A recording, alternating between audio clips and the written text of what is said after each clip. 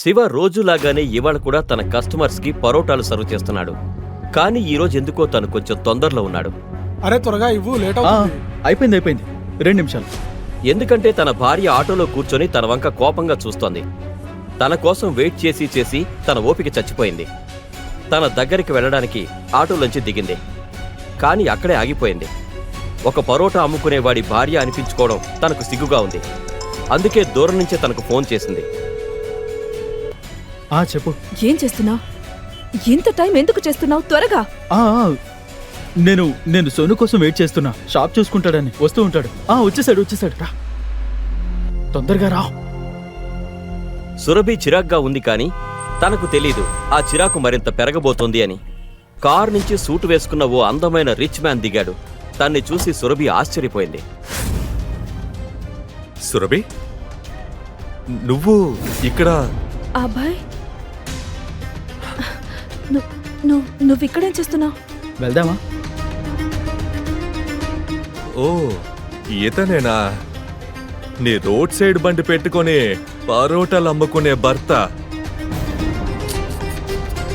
నాకైతే నీ మీద చాలా జాలి వేస్తుంది. నువ్వేమో కోటీశ్వర్ల కుటుంబమైన సీకా ఫ్యామిలీ బిడ్డవి. నువ్వు రోడ్డు మీదకి వస్తున్నావంటేనే జనం నీ కోసం రోడ్డు తుడిచేవాళ్ళు. కానీ ఇప్పుడు చూడు, నువ్వు రోడ్ సైడ్ పరోటాలు అమ్మేవాడి చెయ్యి పట్టుకొని నడుస్తున్నావు. అయ్యిందా వాగడం? మరి 2 ఏళ్ల ముందు నువ్వెక్కడికి వెళ్ళిపోయావు? నేను పారిపోలేదు. నా కెరియర్ కోసం యుఎస్కి వెళ్ళాను. ఈ విషయం నీకు కూడా తెలుసు. నేను నిన్ను చాలా ప్రేమిస్తున్నానని.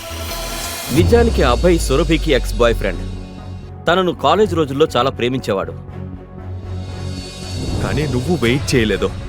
నేను వెళ్తూనే వీణ్ణి పెళ్లి చేసుకున్నావు.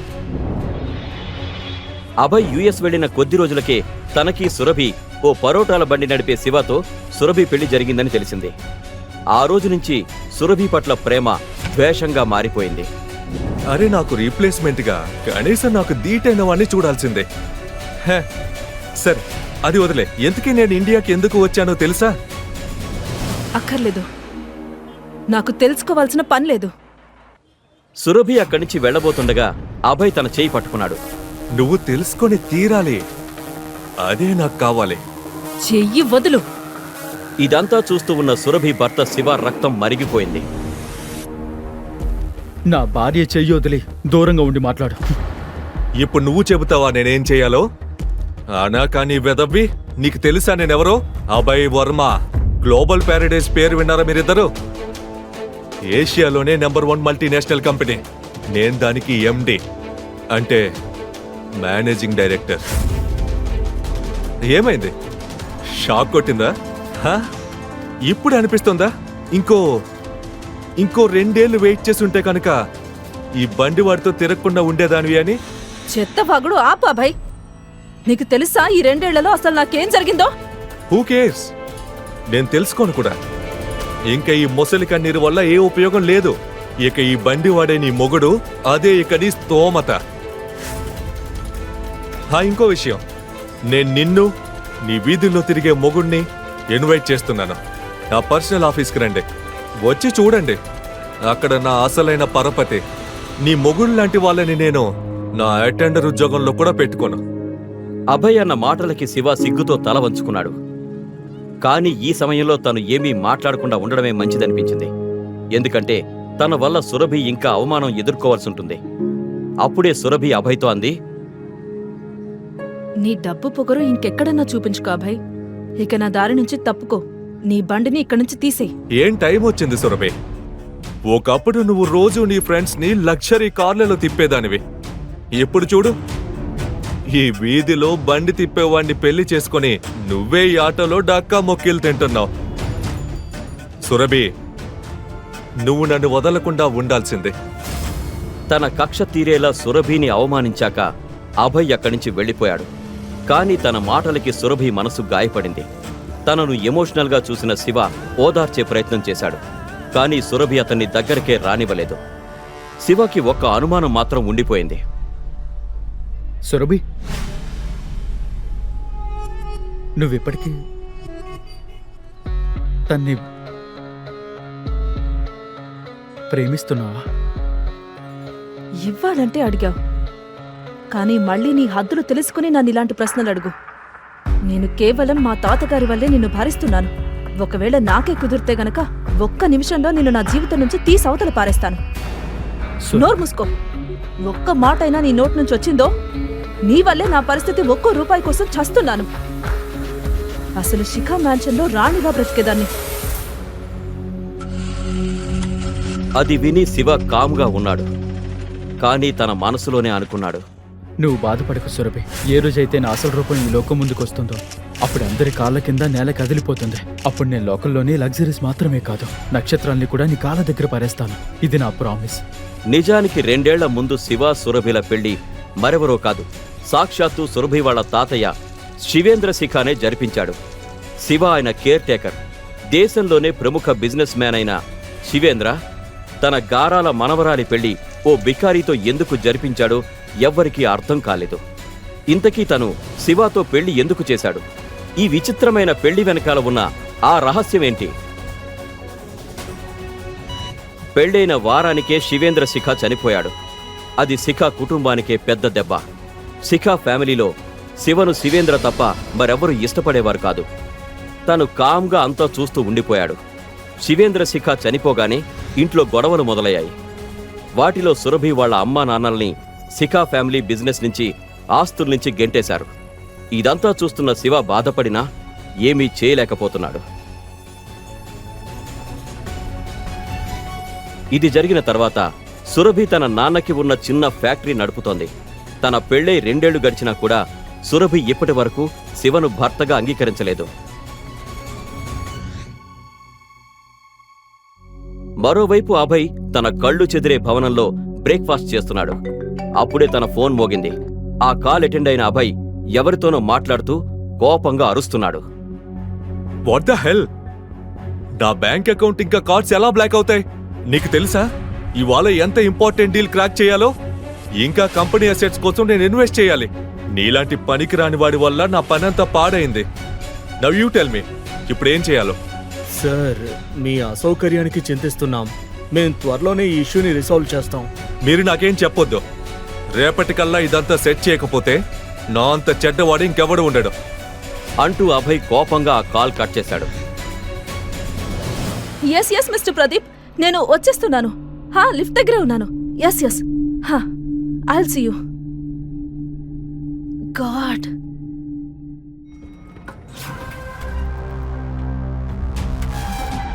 సురభి నువ్వా? ఎంత పొద్దున్నే నా సొసైటీలో? ఒకవేళ పాత ప్రేమ గుర్తుకొచ్చిందా ఏంటి? చెత్త వాగుడు వద్దు. నేను ఇక్కడికి ఒకరిని కలిసే పని మీద వచ్చాను. దాంతో నీకేంటి సంబంధం? నీతో గొడవ పడే ఓపిక లేదు, ప్లీజ్. ఇంత కోపం వల్ల ఏం లాభం? నువ్వొచ్చావు కనుక పైకిరా. ఇంకా నీ కళ్ళతో చూడు నన్ను వదులుకొని నువ్వేం కోల్పోయావు. నాకు ఇంట్రెస్ట్ లేదు. అరే పద సురభి, నీకు నా కళ్ళు చెదిరే ఫ్లాట్ చూపిస్తాను. పద పద పద. ఏం చేస్తున్నావ్? అరే పద. మిస్టర్ అభయ్,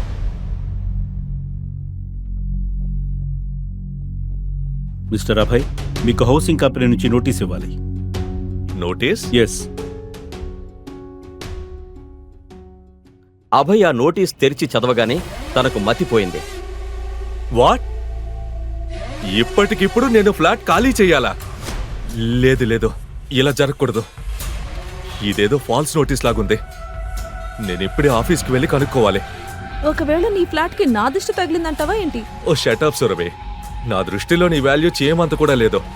నేను నిన్ను నలిపి పారేశానంటే ఎవరు పట్టుకోలేరు కూడా. ఇక నాకు వార్నింగ్ తర్వాత ఇవ్వు మిస్టర్ అభయ్.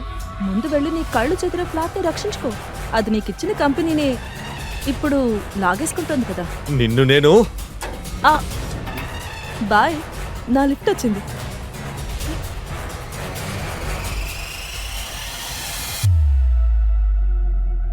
కాసేపటికి అభయ్ తన ఆఫీస్కి వెళ్ళగానే తన క్యాబిన్లోని టేబుల్ మీద ఒక లెటర్ ఉండడం చూశాడు. దాన్ని తను చదవగానే తన కాళ్ల కింద నేల కంపించిపోయింది. అది తనని టెర్మినేట్ చేస్తున్న లెటర్. దాన్ని స్వయంగా సీఈఓనే అభయ్కి పంపాడు. Termination letter? అది నాకు? వెయిట్, ఇలా జరగకూడదు. నేనెప్పుడు మా ఓనర్ని అసలు కలవనే లేదు. సో నేనెలా అవమానిస్తాను తన్ని? లెటర్లో రాసిన టెర్మినేషన్ రీజన్ చూసిన అభయ్కి మతిపోయింది. కోపంతో ఆ లెటర్ తీసుకొని సీఈఓ దగ్గరికి వెళ్ళాడు. మిస్టర్ అమర్, మీతో కొంచెం మాట్లాడాలి. అబ్బాయి చెప్పు. మీరు టెర్మినేషన్ లెటర్ ఎందుకు పంపారు? ఎవరినైతే ఇప్పటి వరకు కలవలేదో దాన్ని నేనెందుకు అవమానిస్తాను? మిస్టర్ అబ్బాయి, మీరు ఆయన్ని కలిశారు, ఇంకా తనను అవమానించారు కూడా. ఒకవేళ మీకు ఇది అబద్ధమని అనిపిస్తే కనుక సారీ వాళ్ళ ఆఫీస్కి వచ్చారు, ఎదురుగా ఉన్న క్యాబిన్కి వెళ్ళి ఆయన్ని కలవచ్చు. ఆ మాట అనగానే అభయ్ కంపెనీ ఓనర్ క్యాబిన్లోకి వెళ్ళాడు. సార్, మే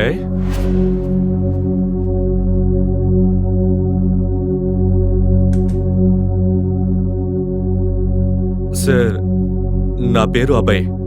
నేను మీ కంపెనీలో మేనేజింగ్ డైరెక్టర్ని. అదిప్పుడు కాదు. శివని చూసిన అభయ్కి మతిపోయింది. శివా, నువ్వా? ఎంత ధైర్యం నీకు మా ఓనర్ క్యాబిన్లోకి దూరి తన కుర్చీలో కూర్చోవడానికి? బికారి వెదవా! Security, security! సెక్యూరిటీ ఎలాగో వస్తారు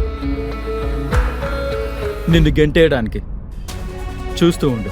గెట్ హిమ్ అవుట్. బాస్, మీ అందరికీ మతిపోయిందా ఏంటి? ఈ అనాకాని వెదవ రోడ్డు మీద బండి నడుపుతాడు.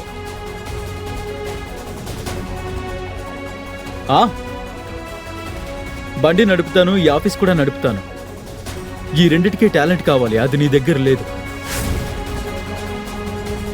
సెక్యూరిటీ, బయటికి పంపించేయండి. ఈ వాటి తర్వాత తన ఆఫీసులో కనపడడానికే వీల్లేదు. Get out. Sir sir sir sir, please నన్ను క్షమించండి sir. Please 1 minute please. Sir sir, please నన్ను క్షమించండి. నేను చాలా పెద్ద తప్పు చేశాను. నాకు తెలియదు మీరెవరో. సార్ సార్, ప్లీజ్ క్షమించండి. నేను మీ కాళ్ళ మీద పడతాను సార్. సార్, ప్లీజ్ నన్ను క్షమించండి.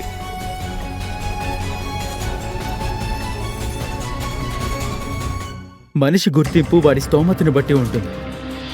ఇదే కదా నువ్వు అందే నా భార్యతో. ఇక ఈ బండి వాడే నీ మొగుడు, అదే ఇంకా నీ స్తోమత. నిన్ను ఎలా క్షమించమంటావు? ఓ పని చెయ్. లేచి వెంటనే వెళ్ళి నా భార్యకి సారీ చెప్పి తన కాళ్ళ మీద పడు. సరే సార్, నేను తన్ని సారీ అడుగుతాను. అరే విను, ఈ వాటి నుంచి నువ్వు నా భార్య చుట్టుపక్కల కనిపిస్తే నేను నిన్నేం చేస్తానంటే నీ రాబోయే 7 తరాల వాళ్ళు నీ మొహం గుర్తుపట్టలేరు. అర్థమైందా?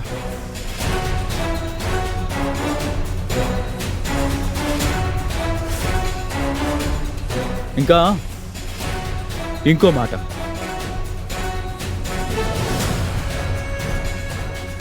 జాబ్ కావాలా? కావాలా? అయితే నోరు తెరవద్దు. ఇక్కడ ఏం జరిగిందో, ఏం విన్నావో, ఏం చూసావో అది నా భార్య వరకు అస్సలు వెళ్ళకూడదు, ఎప్పటికీ. ఎందుకు శివ సురభి నుంచి అంత పెద్ద నిజం దాస్తున్నాడు? కానీ శివ బుద్ధి చెప్పిన వాళ్లలో అభయ్ ఏమీ మొదటివాడు కాదు. ఇవాటి నుండి 2 ఏళ్ల ముందు తనకంటే భయంకరమైన ఒళ్ళు గగురు పొడిచే గుణపాఠాన్ని శివ సురభి కాలేజీలో చదివే ఓ పొగరుబోతు పిచ్చోడు రిషబ్ సింఘానియాకి చెప్పాడు. సురభి అంటే రిషబ్ 1 సైడ్ లవ్తో పిచ్చెక్కిపోయేవాడు. రిషబ్ హైదరాబాద్లోనే famous business man Singhania industries యజమాని కొడుకు. అందుకే తనంటే కాలేజీలో అందరికీ భయం. ధనవంతుడి ఇంట్లో గారాబంగా పెరిగిన రిషబ్ చాలాసార్లు జైలుకి వెళ్ళినా కూడా తన పద్ధతి ఏమాత్రం మార్చుకోలేదు. ఎందుకంటే డబ్బు, పవర్ అండతో తను ఎప్పటికప్పుడు బయటపడిపోతూ వస్తున్నాడు. ఒకరోజు సురభి తన ఫ్రెండ్స్తో కలిసి క్యాంటీన్కి వెళుతుండగా హఠాత్తుగా రిషబ్ తన నడుం మీద చేయి వేసి తన వైపు లాక్కున్నాడు. సురభి తన్ని తోసేస్తూ అంది, ఏంటి ఇలా చేస్తున్నావు? పిచ్చెక్కిందా ఏంటి? పిచ్చా? డార్లింగ్, నిన్ను ముట్టుకునే హక్కు నాకే ఉంది. అయితే చెప్పు, నిన్న రాత్రి నా మెసేజ్కి రిప్లై ఎందుకు ఇవ్వలేదు? నీకు తెలుసు కదా నీ గురించి నేను వర్రీ అవుతానని. Worry my foot. నీకు అర్థం కావడం లేదా? నేను నిన్ను ప్రేమించడం లేదు. నా మనసులో అభయ్కి మాత్రమే చోటుంది. ఓ మై గాడ్, చూస్తే నీకు తెలియదనుకుంటా. నీ మనసులో ఉన్న ఆ ప్రియుడు నిన్న రాత్రి యుఎస్ వెళ్ళిపోయాడు. వాట్? మైండ్ కానీ పోయిందా నీకు? ఆ అబ్బాయి నన్ను వదిలి ఎక్కడికి వెళ్ళలేడు తెలుసా నీకు? నేను తన్నే అక్కడికి వెళ్ళొద్దని చెప్పాను. అప్పుడే సురభికి అభయ్ తాను యుఎస్ వెళ్ళిపోతున్నానంటూ పంపిన మెసేజ్ కనిపించింది. తన కళ్ళను తానే నమ్మలేకపోయింది. అభయ్ తనను కలవకుండా యుఎస్ వెళ్లడనే నమ్మకంతో అతనికి ఫోన్ చేసింది. మీరు ప్రయత్నిస్తున్న నెంబరు ఈ సమయంలో అందుబాటులో లేదు. ఎంత అమాయకురాలువి. ఆ అమాయకత్వం అంటే నాకు పిచ్చి. డార్లింగ్, నువ్వు పొరపాటు పడుతున్నావు. నువ్వు ఎవరినైతే పొగుడుతున్నావో వాడు నిన్ను టీలో ఈగలా తీసి పారేసి యుఎస్ వెళ్ళిపోయాడు. అరే, వాడికి కూడా సక్సెస్ కావాలి కదా లైఫ్లో. చాలా డబ్బులు కావాలి కదా. వాడు ఎంతసేపు నీతో టైంపాస్ చేస్తాడు? ఆ బికారి తలరాత మీద ఎవరిదో దృష్టి పడుంటుంది. పెద్ద అవకాశం ఇచ్చుంటారు, అంతే వెళ్ళాడు. రిషబ్ మాటలు సురభి గుండెలకు గుచ్చుకుంటున్నాయి. సరే వదిలే, నేను ఇవ్వాలే నిన్ను పెళ్లి చేసుకుంటాను అంటూ రిషబ్ సురభి చేయి పట్టుకుని లాగుతుంటే సురభి లాగిపెట్టి ఓ చెంపదెబ్బ కొట్టింది. క్యాంటీన్లో అందరి ముందు రిషబ్కి మొదటిసారి అవమానం జరిగింది. క్రింద ఇచ్చిన లింక్ ని క్లిక్ చేసి పాకెట్ ఎఫ్ఎం యాప్ ని ఇన్స్టాల్ చేసుకోండి. Stay tuned to Pocket FM.